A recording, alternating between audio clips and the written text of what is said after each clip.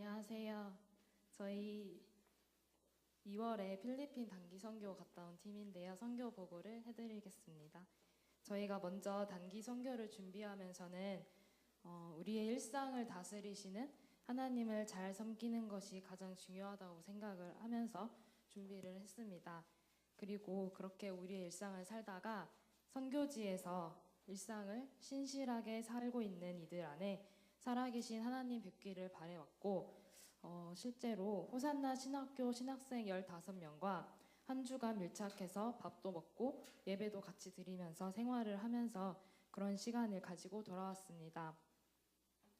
가서 부탁을 받은 기도 제목이 2가지 있는데요. 첫 번째는 SFC 국제 컨퍼런스, 그리고 2번째는 초등학교 건축입니다. 첫 번째 SFC 국제 컨퍼런스 관련된 기도 제목은 이 SFC 국제 컨퍼런스는 SFC에서 경년으로 진행하는 수련회라고 해요.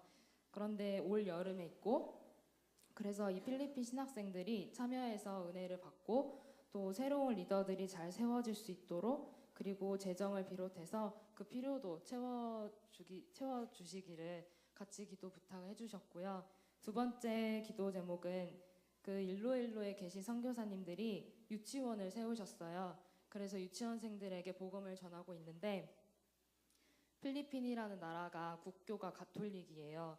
그래서 그렇게 유치원에서 기독교 복음을 받아들이고 교육을 받고 난 아이들이 초등학교에 가서 다시 가톨릭으로 돌아가는 경우가 굉장히 많다고 합니다. 그래서 기독교 초등학교를 지금 건축 중이라고 하세요. 그래서 이렇게 건축 중인 기독교 초등학교가 잘 마칠 수 있도록 지금 공사 중인데, 그리고 필요한 재정을 채워주시고 학교가 세워진 이후에도 바르게 가르칠 수 있는 그런 교사들이 또 연결이 잘 될 수 있도록 이러한 기도 제목들을 나누어 주셨습니다. 저희는 이렇게 갔다 왔고요. 저희 이제 특송으로 영상 먼저 보여드리고 특송 들려드리겠습니다.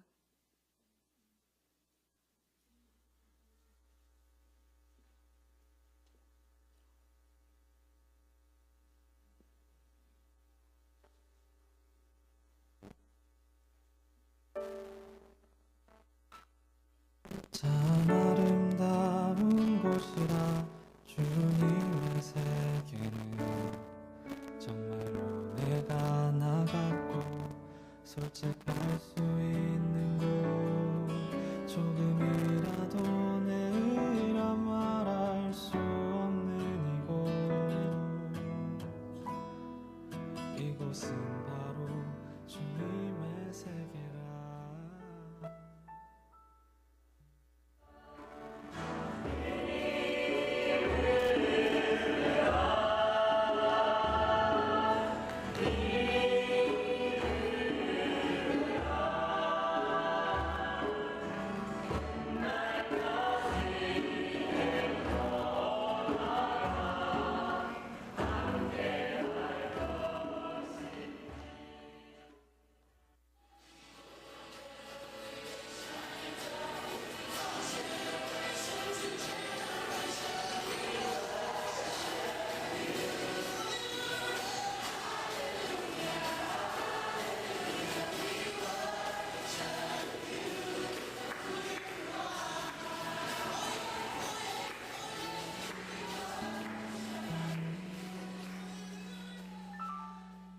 세상은 항상 말하네 그 길이 아니라고. 꼭 뛰고는 길이 있는데 왜 힘들게 사냐고. 단순한 선택조차 내게 버겁기만 한 곳. 그래도 나는 주님만 따르리. 참 아름다워라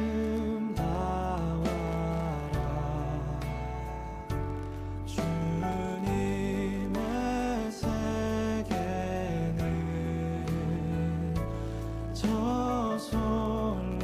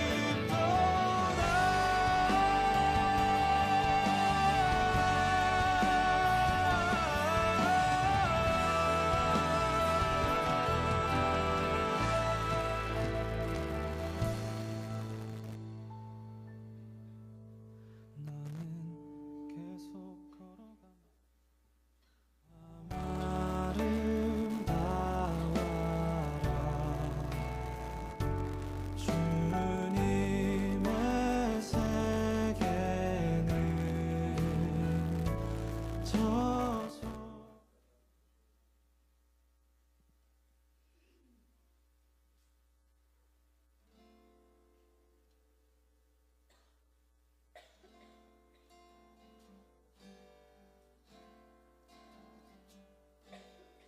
평화가 있기를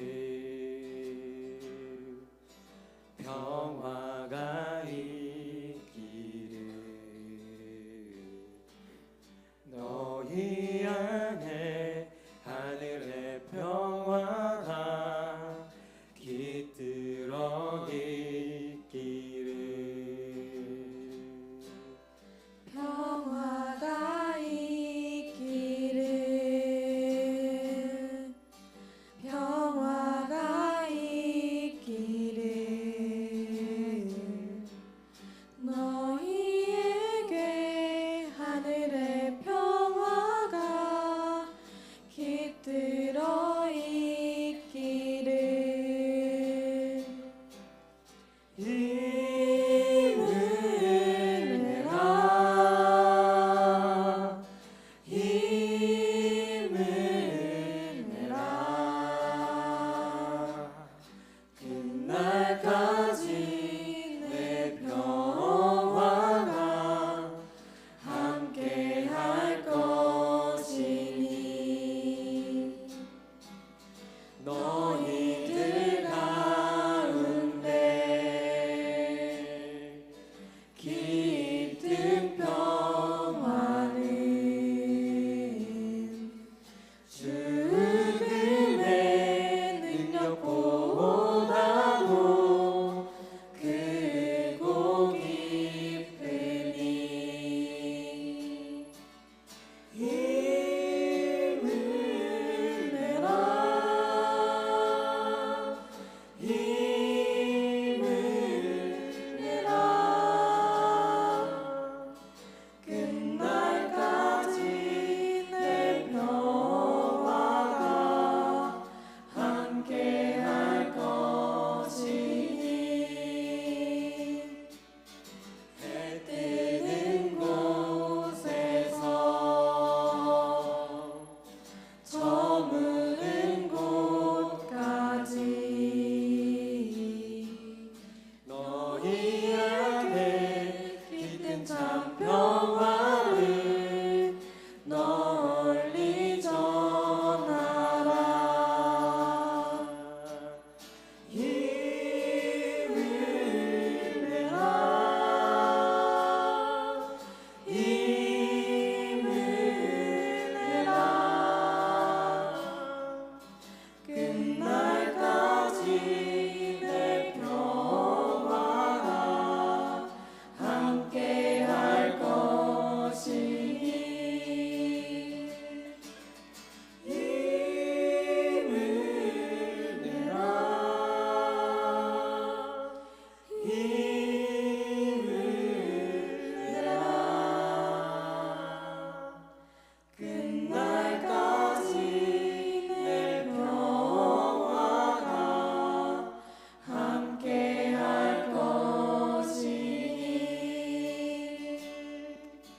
끝날까지 내 평화가 함께할 것이니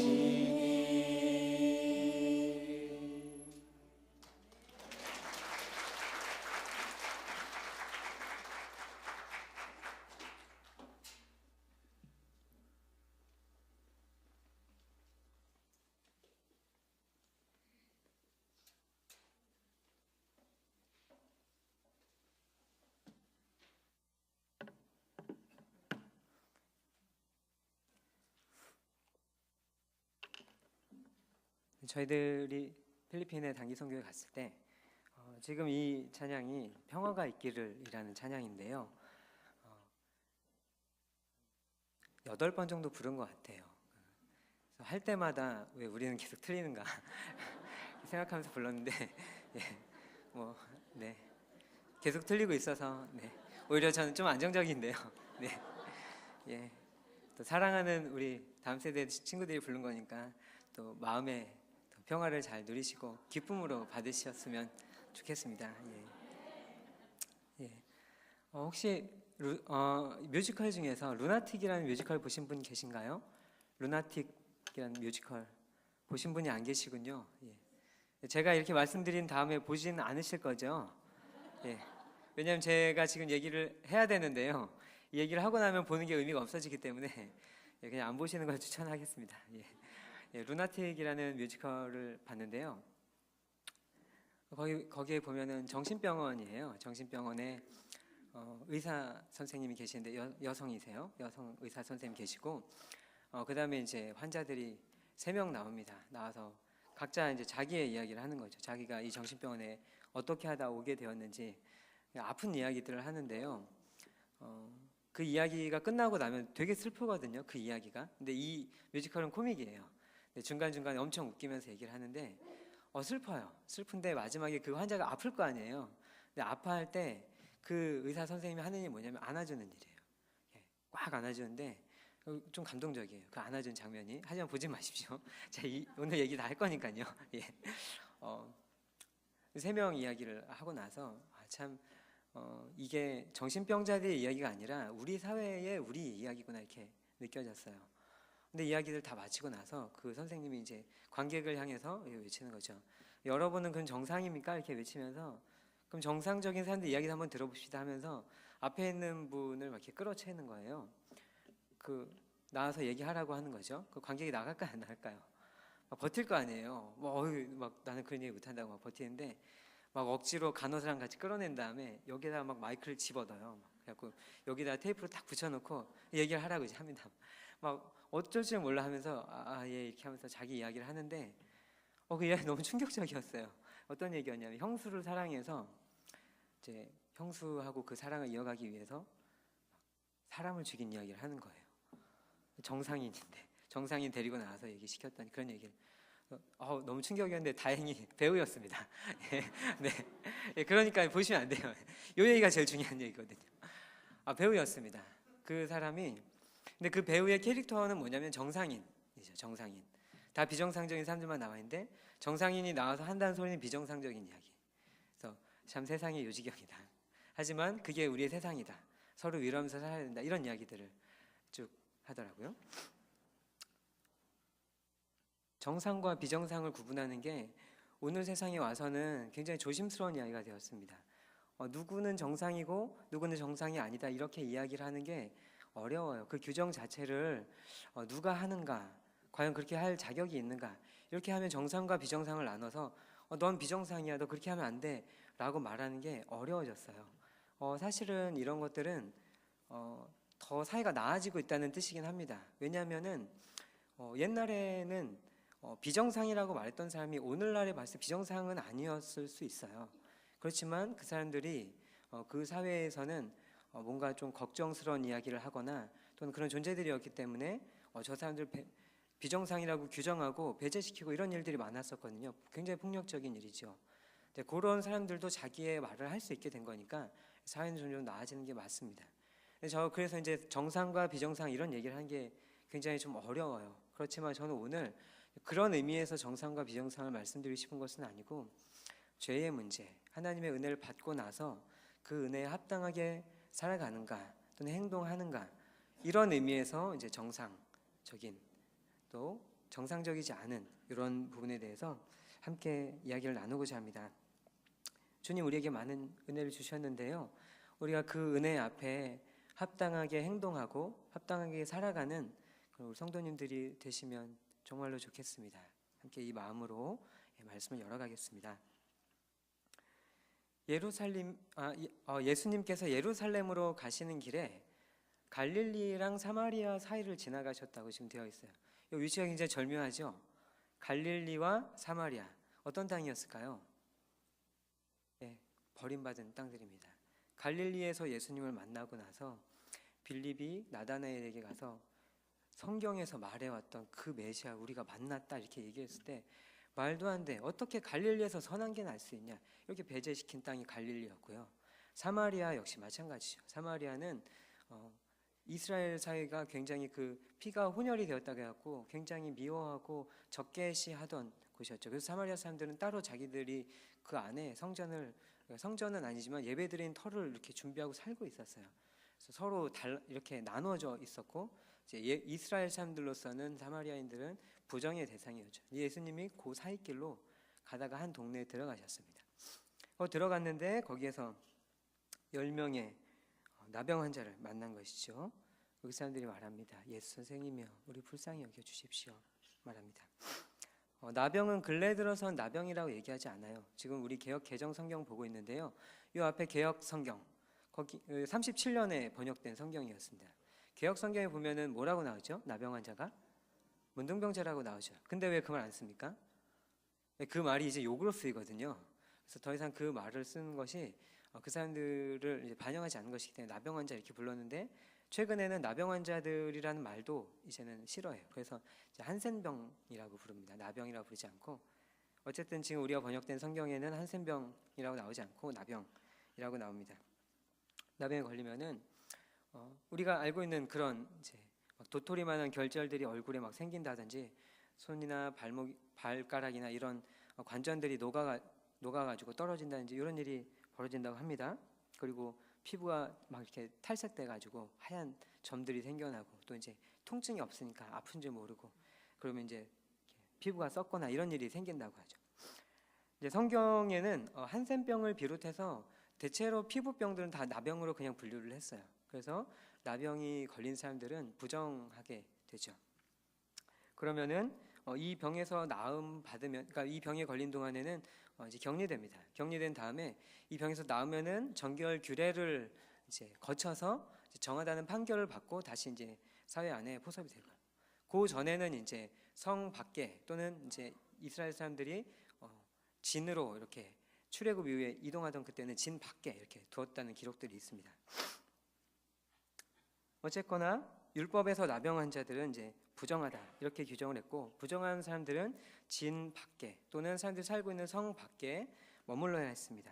왜냐하면 부정한 사람들하고 접촉을 하게 되면 같이 부정해지거든요.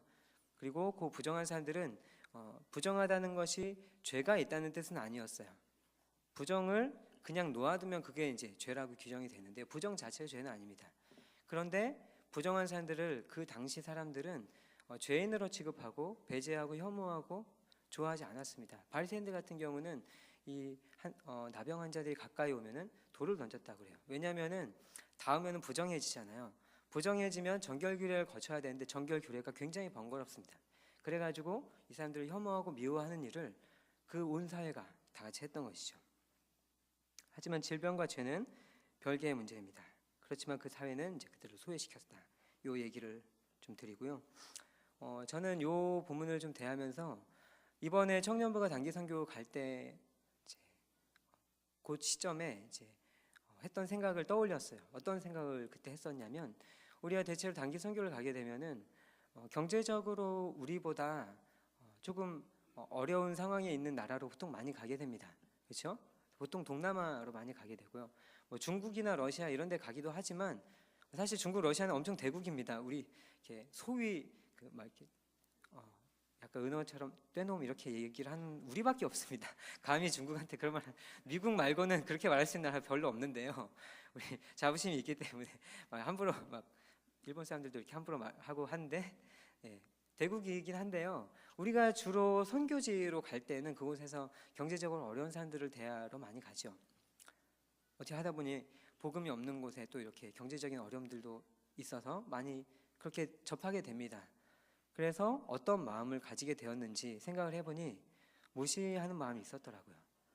무시할 자격이 있는가 이런 생각을 하게 됐습니다. 내가 그 사람들을 소외시키고 차별하고 배제할 만한 어떤 그런 이유가 있는가. 근데 그곳에서 주로 만나게 되는 사람들은 예수님 생판 모르는 사람들이 아니죠. 그곳에서 하나님을 만나서 변화되어서 하나님께 받은 소명을 따라서 살아가는 신실한 형제들을 만나고 그들과 함께 안 믿는 사람들을 겸하여 만나러 가는 거잖아요. 단기 선교는 선교사라 말하기가 정말 민망합니다. 거기 가서 하는 일이 별로 없어요. 그리고 할 수 있는 일도 별로 없습니다. 그냥 가서 어떻게 하나님 일하고 계신지 보는 게 다죠. 그럼에도 불구하고 함부로 그 마음을 가지고 있었다는 것을 단기 선교 시작할 때 생각해보고 깨닫게 됐어요. 그래서 우리 이런 마음 가지고는 안 되겠다 해서 처음에 잡았던 마음이 우리가 우리의 일상 안에서 역사하시는 하나님을 잘 섬기면서 준비하자. 그리고 그곳에서 어떻게 하나님께서 다른 세상에서는 역사하시는지 일상 속에서 신실하게 하나님 믿고 또 하나님 만나는 그 사람들과 함께 하나님 만나죠. 이 마음으로 준비를 했었습니다.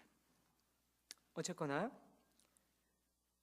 돌아보면은 우리 한센병자에 대해서 잠시 얘기를 했었는데 사실 정말로 은혜가 필요한 사람들은 이 사람들이라기보다는 우리들입니다. 그 사람들은 그때 그렇게 하나님 은혜를 만났죠.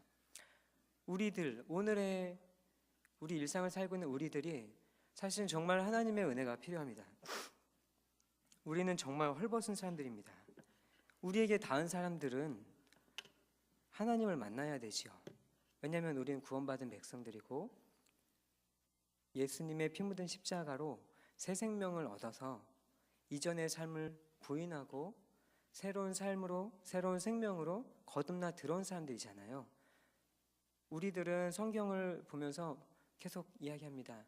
영광에서 영광에 이르는 존재가 우리들이다. 영광이신 하나님을 이렇게 매주 만나 뵙고 우리의 일상 속에서 만나 뵙기 때문에 그 영광의 하나님을 만나서 영광스럽지 못한 우리들이 영광을 향해 가까이 나아간다고 고백합니다. 그런데 우리들을 우리의 일상에서, 교회 밖에 우리의 일상에서 만나는 사람들은 어떻게 되죠? 영광에서 영광에 이르고 있는 우리를 정말로 만난다면 그들도 영광에 닿는 거예요. 그리고 그 영광에 전염되는 것이죠. 그런데 어떻습니까? 우리를 만나고 있는 믿지 않는 가족들이나 우리를 만나고 있는 직장의 동료들이나 친구들이 우리를 통해 하나님을 만나고 있나요? 아니면은 우리를 통해서 부패한 냄새들, 죽음의 냄새들을 맡으면서 너와 내가 다르지 않구나 이렇게 살게 됩니까? 우리는 하나님의 은혜와 회복을 다시금 바라며 살아야 됩니다. 가난한 마음으로 하나님의 은혜를 다시 우리가 경험하기를 사모해야 됩니다. 우리는 전혀 일관되지 못하고 내가 금방 말한 것도 까먹고 약속도 쉽게 잃어버립니다. 대단한 노력을 했다고 생각하지만 돌아보면 아무것도 없는 게 우리 자신들이에요. 내가 하나님을 위해서 뭔가 했다고 생각하고 이만큼 왔다고 생각하지만 정말 하나님 앞에 헐벗은 모습으로 나아갈 때 보면은 아무것도 없는 것이 우리 자신입니다. 우리는 다 하나님의 은혜 앞에 합당하게 행동하지 못한 비정상적인 사람들일 뿐이지요. 우리들이 바로 그런 사람들입니다. 근데 예수님께서는 그렇게 정상적이지 못한 사람들 만나셨어요. 갈릴리와 사마리 사이길로 지나가셨습니다. 그리고 그들 만나셨죠. 그들에게 긍휼과 자비를 나타내셨습니다. 예수 선생님 우리를 불쌍히 여겨주십시오라고 얘기했을 때 예수님 그들 외면하지 않으시고 만나주셨습니다. 그리고 소망의 길을 열어주셨죠. 우리들도 그 마음으로 우리가 정말 은혜가 필요한 사람들이구나, 우리가 정말 하나님의 은혜 앞에 정상적인 삶을 도무지 유지해갈 수 없는 그런 패역한 존재들이구나, 비천한 자들이구나 인정하면 좋겠습니다. 그리고 하나님 앞에 나아가는 자리에서 우리를 불쌍히 여겨주십시오, 은혜를 갈구하는 그런 우리들의 모습이 되기를 정말로 바랍니다. 10명의 한센병자들 예수님께 도움을 구했습니다. 예수님 말씀하셨죠. 제사장들에게 가서 너희들의 몸을 보여라. 한센병자가 제사장에게 가는 이유는 딱 한 가지입니다. 다 나서서 나 다 나섰습니다 확인하러 가는 거예요. 그 판결을 누가 내려주냐? 제사장들이 내려줬거든요. 그 판결을 받으러 가는 것뿐입니다. 근데 이 사람들이 지금 안 나섰잖아요. 안 나섰는데 예수님이 가라고 이렇게 얘기를 해줘서 어차피 답도 안 나오는 인생인데 믿고 가보자고 가는 길에 보니까 가다가 나섰습니다. 가다가 나섰습니다. 근데 요 가다가라는 말을 언어의 의미로 보면 어떻게 되냐면 금방 가다 보니까 금방 나섰다 이런 뜻이라고 해요. 그러니까 가라 해서 가보자, 답도 없는데 가보자 하고 가다 보니 금방 보니까 나선 거예요. 출발하고 얼마 안 돼서 나선 겁니다. 우리 15절과 16절을 같이 한번 읽어볼까요? 15절 16절 같이 읽어봅시다. 시작. 그 중에 한 사람이 자기가 나은 것을 보고 큰 소리로 하나님께 영광을 돌리며 돌아와 예수의 발 앞에 엎드려 감사하니 그는 사마리아인이라. 아멘. 길 가다 10사람이 나왔습니다. 한 사람이 자기 나은 걸 보고 큰 소리로 하나님께 영광을 돌리면서 돌아왔습니다. 요 다시 짚어봅시다. 10명의 사람의 한센병자들이 있었고, 그 사람들은 유대인과 사마리아 사람이 섞여 있는 거예요. 어떻게 우리는 요걸 알 수 있죠? 왜 섞여 있다라고 생각을 하죠? 예수님이 말을 하시잖아요. 돌아온 사람이 사마리아 사람밖에 없네? 이렇게 얘기를 하시잖아요. 그러니까 사마리아 사람 아닌 사람이 있다는 말이죠. 섞여 있었습니다. 비참한 상황 속에서 예수님께 자비를 구했고 예수님 자비를 베풀어 주셨습니다. 절망의 상황 속에서 소망을 만났습니다.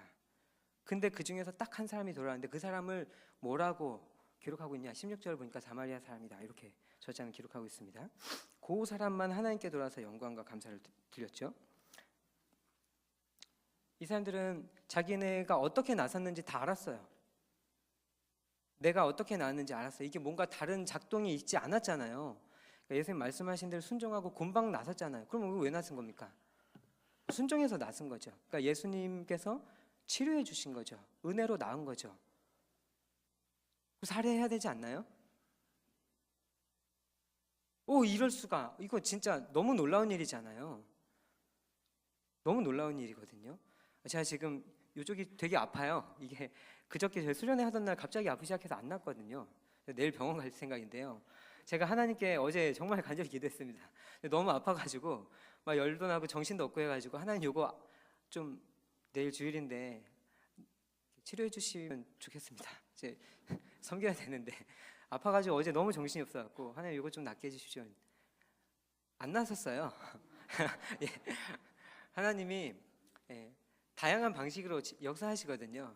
언제 낫겠죠 뭐. 혹시 안 나을 수도 있는데 괜찮습니다. 살 수만 있으면 돼요. 하나님께서 불러주신 생명대로 살 수만 있으면 돼요. 근데 중요한 거는 하나님 다양한 일을 하시는데 대체로는 그냥 뿅 낫게 안 하신다고요.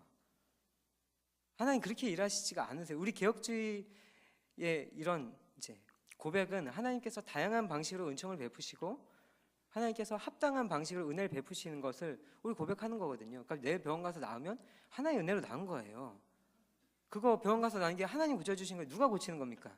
이 몸 생명 하나님 거잖아요. 저는 그거 믿습니다. 병원 가서 나을 수도 있고 안 가서 나을 수도 있지만, 근데 이 상황에서 분명한 건 요거는 너무 놀랍게 낯선 거예요. 얼마나 놀랐겠어요. 이 사회에서 격리돼 본 적이 우리는 없잖아요. 격리돼 보신 적이 없으시죠? 이거로밖에 우리는 알 수는 없어요. 하지만 생각해 보면은 사람이 이렇게 사는 게 아니에요. 세상에 격리된 사람들을 보고 싶으시면 11시 반 넘어서 서울역 가보시면 됩니다. 거기 가면은 우리가 영위하고 있는 수많은 밝고 맑은 아름다움을 전혀 영위할 수 없는 사람들이 서울역에 되게 많으세요. 그게 우리가 그나마 일상에서 격리된 사람들을 볼 수 있는 거죠. 근데 그 삶을 완전히 청산할 수 없었어요. 전혀 아무런 힘이 없었어요. 근데 하나님의 은혜만으로 그냥 그게 없어진 거예요.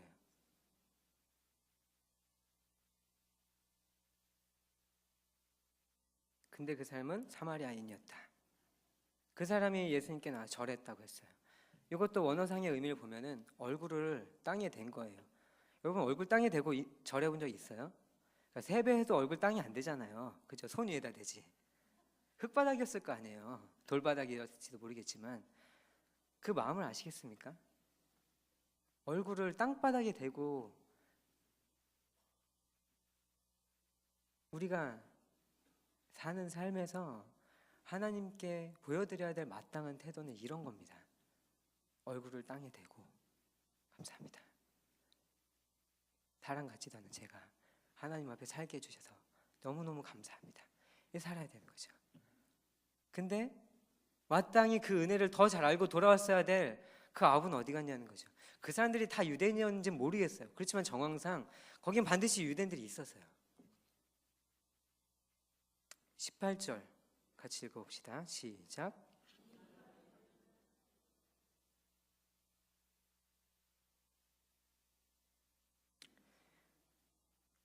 이방인이라는 단어를 쓰고 있죠. 그러니까 예수님의 말씀에는 이방인 이렇게 표현을 해요. 근데 그 앞에 이제 예수님 말씀이 아니라 저자의 이제 기록이 있잖아요. 저자의 기록은 16절에 나왔죠. 거기서 뭐라고 그랬죠? 네, 사마리아인이라고 그랬어요. 근데 예수님의 워딩은 달라요. 이방인 이렇게 얘기를 하죠. 왜 혼용해서 쓰죠? 의도가 있어요. 의도가. 당시 이방인이라고 하는 요 글자는 어디 붙어있던 말입니다. 어디 붙어있었냐면 예루살렘 성전에 붙어있던 말이었어요. 이방인의 뜰을 넘으면 이스라엘 유대인만 들어갈 수 있는 공간이 있는데 그 경계에 붙어있던 말이었어요. 이방인은 넘어오면 죽는다, 죽이겠다는 말이죠. 이방인은 은혜 안으로 들어올 자격이 없다라고 써 있었어요. 이방인자가 붙어있던 그 말을 예수님의 언어 속에 저자가 담고 있는 거죠. 누가 사도가 썼겠죠? 예루살렘 성전에 이방인 못 들어가도록 붙였던 그 팻말, 하나님의 은혜에서 배제된 존재, 올바르게 하나님의 은혜 앞에 합당하게 반응할 수 없을 거라고 사람은 생각하는 존재가 바로 이 사람이었습니다. 근데 오로지 그 사람만이 하나님 앞에 나아가서 합당한 반응을 보였습니다. 이 한센병자 10명의 공동체에는 이방과 이스라엘의 구분이 사라졌었어요. 원래 특정한 상황이 오면은 정말로 근본적인 차이가 아닌 차이 있잖아요. 그거 없어져요. 그거 없어지는 거예요.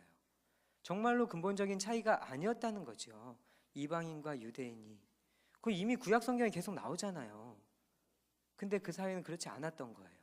그 구분이 있었던 거예요. 근데 정말 본질적인 그 상황 말고는 필요가 없어지는 상황, 사회에서 격리되고 내가 홀로 남겨졌을 때 그래도 더불어 같이 살기 위해서 같이 뭉친 거기에는 이방과 유대인의 구분이 사라지고 다 같이 서로가 서로를 돕는 그런 공동체를 잠깐 형성했어요.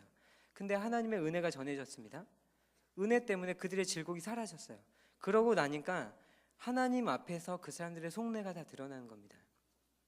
은혜가 어떻건 간에 별 상관없이 살았던 소위 언약의 백성들, 그 사람들의 속내가 드러나는 거죠. 궁핍과 핍절이 사라지자 그렇게 됐습니다. 예수님의 말씀, 이 이방인 외에는 하나님께 정말로 영광을 돌아온 자가 없구나, 이렇게 말씀하십니다.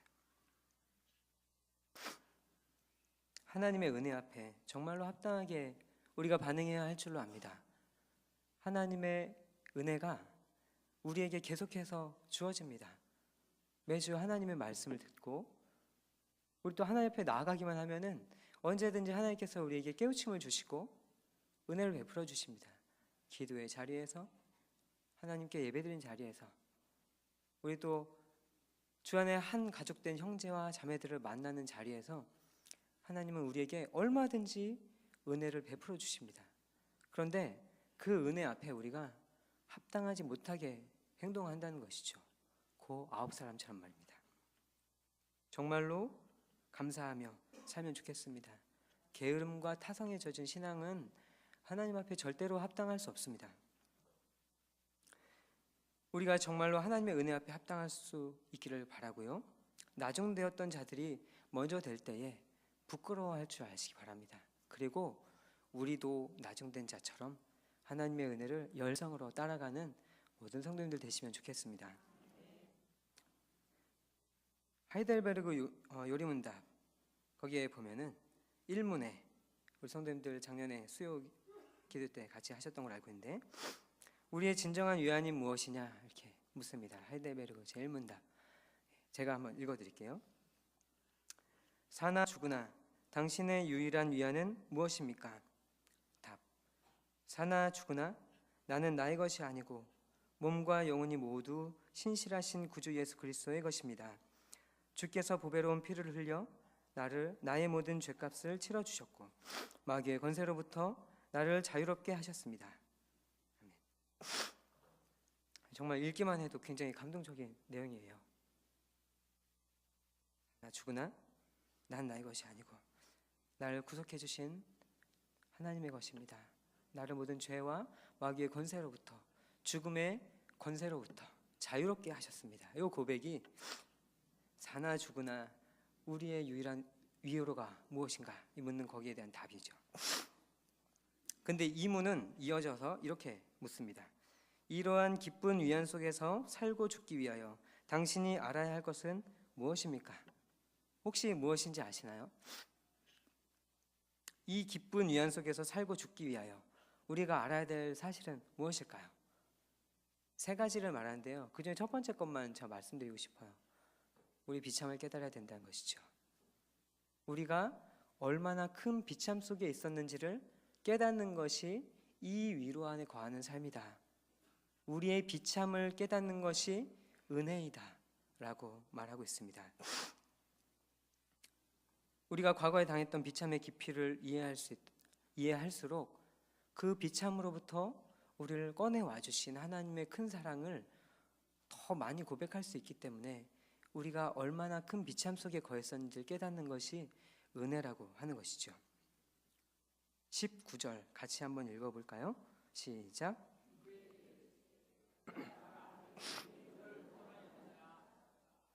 아멘. 10명이 다 병에서 놓였지만 정말로 구원받은 자로 확정 판결을 받고 돌아간 사람은 이 사람밖에 없었어요. 제사장에게 갔을까요? 안 갔을까요? 다른 사람들. 그건 전 모르겠습니다. 안 써있잖아요. 갔을지도 모르죠. 왜냐하면 공인을 받아야 되니까. 갔었을 확률이 저는 없지 않다고 생각합니다. 예전에 저 어릴 때 교회 전도사님은 그냥 집으로 돌아갔을 거다. 예수님께 안 돌아가고 막 이렇게 얘기를 하셨거든요. 별로 생각을 안 해봤었는데 제사장께 돌아갔을 수도 있죠. 근데 여기 누구보다 분명한 제사장이 계시잖아요. 예수 그리스도께서 꼭 계시지 않습니까? 좀 그분께 이 한 사람은 돌아왔어요. 엎드려 절했을 때 너의 죄로부터 너 구원받았다. 이 판결을 내려줘요. 기쁘게 돌아가라고 축복의 말까지 해주십니다. 비정상적 삶으로부터 정상적 삶으로 구원받은 것이 너무 놀랍고 감사해서 큰 소리를 지르며 예수님 앞에 나왔던 이 사람, 그 사람 돌려보내졌습니다. 구원받은 자로, 비참에서 구속을 받은 사람으로 돌려졌습니다. 하나님의 나라는 여전히 세상을 향해 왕성하게 열려 있습니다. 세상이 그것을 인정하고 인정하지 않고는 상관이 없어요. 하나님은 언제나 그래왔습니다. 이전에도 보면은 성경 시대에도 보면 우리 오늘날 세대 보면은 정말 이런 세상에서 하나님을 믿을 수 있을까 이 생각이 들어요. 너무 합리적으로 발달해야 하잖아요. 계몽사회 다 열려가지고 근대화되고 최첨단의 어떤 여러 가지 물건들이 우리 앞에 실제로 있고, 저는 로봇 청소기 이런 거 너무 신기하거든요. 저는 없습니다. 네, 양가 부모님 댁에 하나씩 놔드리고 싶은 마음이 있었지만 가격을 보고 고민을 덮었습니다. 가서 저희가 갈 때마다 열심히 청소하기로 마음 먹고. 이거 너무 신기하지 않습니까? 그냥 켜놓고 집에 가면은 집에서 나오면은 퇴근해서 오면 바닥이 깨끗하잖아요. 그렇다고 합니다. 써본 적은 없는데요. 후기 글을 보니까 군침이 막 사고 싶다 생각이 들었었던. 이런 세상에서, 그러니까 세상이 너무 발달하고 있는데 이런 세상에서 눈에 보이지 않는, 감각되지 않는, 만질 수 없고 냄새 맡을 수 없고 그 소리 들어볼 수 없고 그런 하나님을 온 몸과 마음을 다해서 내 모든 것, 나의 모든 주권을 하나님께 드립니다라고 고백하는 이런 일들이 과연 재현될 수 있을까? 저 진심으로 그런 생각을 좀 했었어요. 제가 사역자가 되기 전에 저 대학 전공이 철학이었는데, 철학이 전 보는 게 아니라요. 전 보는 게 아니고 엄청 생각 많이 하는 게 철학인데, 이거를 하면 할수록 여기서는 진짜 전도를 못 하겠다. 저 과에서 전도하는 게 되게 큰 그 마음의 혼자 결심이었는데 얘네한테는 전도를 못 하겠다 이 생각이 들었습니다. 근데 지금은 더 어렵게 느껴져요. 그런데 그거 상관없습니다. 옛날에도 그런 일들 많았어요. 지금 생각하는 모든 철학이 막 2,3천 년 전의 철학들이에요. 그거를 지금도 능가할 수 있는 철학이 안 나와요. 그러니까 이미 굉장히 사람들 똑똑했어요. 그렇지만 그때 하나님 믿는 사람들이 계속해서 왕성하게 있었죠. 하나님의 나라는 언제나 왕성하게 세상을 향해 열려 있어요. 누구든지 그 은혜를 사모해서 나오면 하나님의 자녀로 받아들여집니다. 하나님의 은혜는 언제든지 열려 있고 이미 하나님의 은혜 안에 있는 우리들에게도 언제나 열려 있어서 우리들이 그냥 성령 안에 거하는 게 아니라 성령 충만을 사모하고 바라고 하나님께 가까이 나아갈 때 하나님이 이미 베풀어 주신 그 은혜를 만나게 되는 것이죠. 충만하게 우리는 얼마든지 살아갈 수 있습니다. 그런데 문제는 사람 그거 원하지 않는다는 것이죠. 사람이 그걸 원하지 않아요. 하나님은 언제든지 원해왔지만 사람은 원하지 않습니다. 문제는 이방인이 아니라 유대인이 그걸 원하지 않는다는 거예요. 문제는 비그리스도인들이 아니라 교회 생활을 영위하고 있는 우리 자신이 하나님의 은혜를 진심으로는 원하지 않는다는 거예요. 그게 정말로 우리의 아픔인 것이죠. 내가 정말 하나님 잘 믿으려고 할 때 누가 날 방해하는가? 같이 예수 믿는 사람들, 옆에 있는 사람이 정말로 하나님께 은혜 받아서 새롭게 되길 원할 때 그 사람 누가 방해했는가? 나. 지난날의 비참을 언제나 잘 기억하시기 바랍니다. 그 비참으로부터 구원해 주신 은혜를 잘 기억하기를 바랍니다. 하나님 앞에 정말로 합당하게 감사하며 살아가는 우리가 되기를 바랍니다. 함께 이제 정리하겠습니다. 누가 정상인인가? 성 아니냐 받기냐 이것만 생각하면 성 받기 비정상이고 성 안은 정상일 것 같은데 그 성 안으로 이제 열삼이 돌아갔죠? 이렇게 생각하면 어떻습니까? 성 안에 있는 사람들 다 정상적인가요? 네, 그렇지는 않습니다. 특히 그 9사람을 생각하면 성 안에 있는 게 정상이다 이렇게 말할 수는 없죠. 오로지 베풀어진 사랑과 자비 앞에 합당한 사람만이 하나님의 은혜 앞에 정상적인 사람입니다. 하나님은 우리가 다 그렇게 살길 바라세요. 그 모습의 가장 일상적인 형태는 감사하는 삶입니다. 그럼 감사는 뭐죠? 감사하며 산다는 게 뭐죠? 변화된 삶으로 사는 겁니다. 정서적인 감사 있잖아요. 이거 별로 안 중요해요. 정서적인 감사 당연한 거거든요. 그게 의미가 없다는 게 아니라 그 우리 안에 다 기본적으로 있어요. 우리는 다 그거 가지고 있습니다. 이 자리에 앉아 계신 분이라면 하나님께 감사하지 않은 사람 없어요. 감사하는 사람 그 마음 다 있죠. 뭐가 문제냐면 감사하는 마음은 있는데 우리 몸은 감사한 삶을 안 산다는 게 문제가 되는 거예요.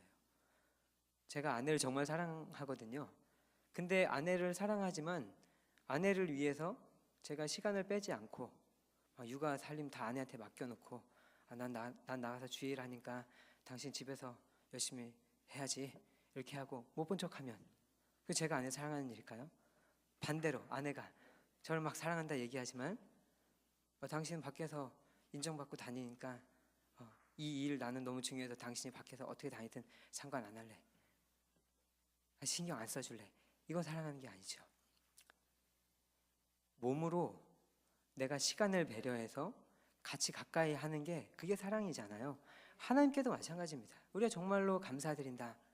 하나님께 정말 감사한 삶을 살기 원한다 하면 우리가 이전에 살아왔던 삶을 완전히 다르게 살아야 됩니다. 그 구체적인 내용은 여러분 성도님들 자신들이 삶의 구체적인 그 상황 안에서 알고 계시리라 생각합니다. 여러분이 가지고 있는 과제들, 하나님 앞에서 해소하지 못한 반복된 잘못들, 습관들, 그것을 하나님 앞에 정말로 달리 살면 좋겠습니다. 변화는 구체적이어야 됩니다. 예배만 열심히 드린다고 해서 하나님 기뻐하지 않으세요. 당연히 예배 열심히 드려야 됩니다. 당연히 예배 열심히 드려야 돼요. 그리고 예배 드릴 때 그 신심을 가지고 그 진심을 가지고 우리의 모든 삶을 예배로 살아야 됩니다. 거룩한 산제사로 예배 드리지 않는 사람은 주일에 와서 온전한 예배를 드릴 수가 없어요. 이 두 가지가 다 하나님 앞에 올바르게 세워져야 되는데 주일에 교회 나오면은 여기 형제들이 옆에 있어요. 자매들이 옆에 있어요. 그래도 요 사람들이 보고 있기 때문에 여기서는 열심히 할 수밖에 없어요. 근데 삶의 자리로 가면 요 사람들이 없어요. 열심히 안 사는 거예요. 하지만 하나님께서는 주일에만 주님께서 다스리지 않아요. 모든 날들이 주님의 날이고 모든 날을 주님께서 다스리십니다. 그 모든 삶을 통해 감사와 영광을 받으시기 바랍니다. 우리가 그 하나님을 섬기는 온전한 제자로, 백성으로, 성도로 하나님 앞에 우리의 삶을 살아나가기를 바랍니다. 기도하겠습니다. 하나님, 오늘 우리에게 말씀 주셔서 고맙습니다. 함께 말씀을 듣고 전하며 하나님 앞에 어떤 삶이 정상적인 삶인가, 하나님의 은혜 앞에 무엇이 합당한 삶인가 우리 다시 한번 생각해 보았습니다. 다 아는 것 같은데 왜 이 쉬운 말씀을 듣고 보면 다시 깨닫게 되는지 모르겠습니다. 우리가 부족하고 게을러 그런 것 같습니다. 하나님, 우리의 마음을 매 시간 주관하여 주시고 성령께서 함께하여 주셔서 하나님의 말씀을 기억나게 하시고 기억난 말씀을 따라 우리의 삶 살아갈 수 있게 도와주시옵소서. 우리를 통해 하나님의 복음이 세상에 분명하다라고 증언되도록 우리를 통해 역사해 주십시오. 예수님의 이름으로 기도합니다. 아멘. 찬송가 436장 찬송하겠습니다. 436장입니다.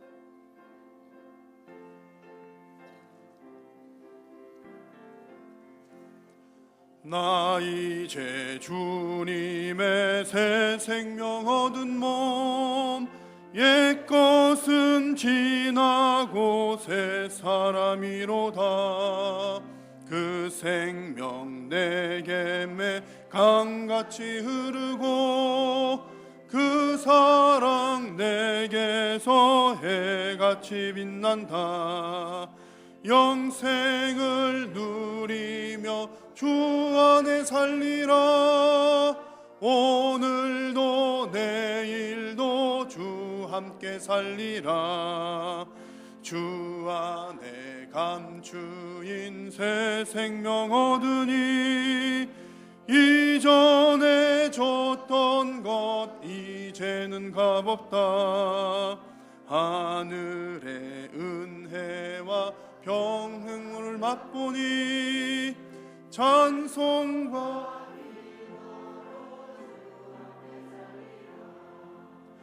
영생을 누리며 주 안에 살리라. 오늘도 내일도 주 함께 살리라. 산천도 초목도 새 것이 되었고 죄인도 원수도 친구로 변한다. 새 생명 얻은 자 영생을 누리니 주님을 모신 맘 새 하늘이로다. 영생을 누리며 주 안에 살리라. 오늘도 내일도 주 함께 살리라. 주 따라가는 길 험하고 멀어도 찬송을 부르며 뒤따라가리라. 나 주를 모시고 영원히 살리라. 날마다 섬기며 주 함께 살리라. 영생을 누리며 주 안에 살리라. 오늘도 내일도 주 함께 살리라. 할렐루야. 날마다 우리 주님과 동행하시는 여러분 되시기를 축복합니다. 우리 기념 말씀 사경회를 위해서 여러분 많이 기도해 주시기를 바라고요. 이번 주 금요일 구역장 기도회 있는 것 우리 구역장님들 잘 기억하셔서 함께 모여 주시기를 바랍니다. 오늘 예배 마친 후에는 안수집사 원래회 모임 있습니다. 토요일에는 성경 통독학교 아침 오전 9시부터 오후 6시까지 진행되는 것 기억해 주시고 혹 어제 지난 주간 못 오신 분이라도 여러분 하루라도 참여해 보시면 하루 종일 전혀 힘든 것 없습니다. 여러분 가만히 앉으셔가지고 하루 종일 성경만 읽으시기만 하면 되는 거예요. 그것도 다 이 소리가 이렇게 막 빠른 속도로 할렐루야 이렇게 하기 때문에 가만히 들으시면서 이렇게 쫙 읽으시면 오전 9시부터 6시까지 점심밥도 드립니다. 네, 많이들 오시면 좋겠고요. 이제 3월부터 개강하게 될 작은 목자 훈련원 과목들이 별지면에 잘 수록이 되어 있습니다. 참고하셔서 필요한 과목들 수강을 잘 하시면 좋겠습니다. 특별히 우리 구역장님들 교육은 이제 본래 구역장 교육을 받으시고 구역장님들을 하시는 순서이면 좋은데, 이미 구역장님들 하시던 분들도 소급해서 기초 교육 과정을 진행을 하고 있습니다. 그래서 지난 3회 정도는 이제 평일에 진행을 했었고요. 또 주일에 공간 문제도 있고 해서 진행을 못 했었는데, 혹시 직장 다니시는 구역장님들, 또 지금까지 구역장 기초 교육 아직 못 받으신 구역장님들, 또 언젠가 구역장으로 섬기기를 원하시는 분들은 구역장 기초 교육 신청을 해 주시면 되겠습니다. 나머지 광고들은 주보를 잘 참고해 주시면 되겠습니다. 기도하겠습니다. 하나님 아버지, 참 고맙고 감사합니다. 오늘 주님 거룩하고 복된 주의 날을 허락하여 주시고 살아계신 우리 하나님 앞에 주님 영광 올려드리며, 또한 말씀으로 또 여러 가지 성도의 아름다운 교제들로 은혜를 누리게 하시니 감사합니다. 주님, 오늘 이 시간 하나님께로부터 힘 얻어서 나아가오니 한 주간의 삶도 주님 인도하여 주시고, 또 주께서 허락하여 주시는 그 능력을 따라 성령님과 동행하며 믿음으로 승리하는 한 주간 되게 하여 주시옵소서. 오늘 이 시간도 주님 앞에 나오면서 귀한 물질 드리는 손길들이 싸우니 주님 받아 주시옵고, 귀한 물질들이 오직 하나님 나라 영광 위하여 귀하게 쓰임받게 하여 주시옵소서. 우리 성도님들의 가정들 가운데 혹 어려움 당한 가정들, 또 주님 또 간절한 기도의 제목들이 있다면 주님 들으시고 응답하여 주시고, 육신의 질병들 하나님의 방법을 따라 주님의 때를 따라 반드시 응답하여 주실 줄로 믿습니다. 삶의 모든 문제들도 주님 앞에 내려놓사오니 주님 응답하여 주시옵소서. 돌아가는 발걸음, 또 저들의 삶과 생업 위에 하나님께서 복을 주시고 함께 하시고 한 주간도 믿음으로 살게 하여 주시옵소서. 주께서 은혜 베풀어 주심을 믿고 감사드리오며 우리 구주 예수님의 이름으로 기도드립니다. 아멘. 여호와는 내게 복을 주시고 너를 지키시기를 원하며, 여호와는 그 얼굴을 내게 비추사 은혜 베푸시기를 원하며, 여호와는 그의 얼굴을 내게로 향하여 드사 평강 주시기를 원하노라. 아멘.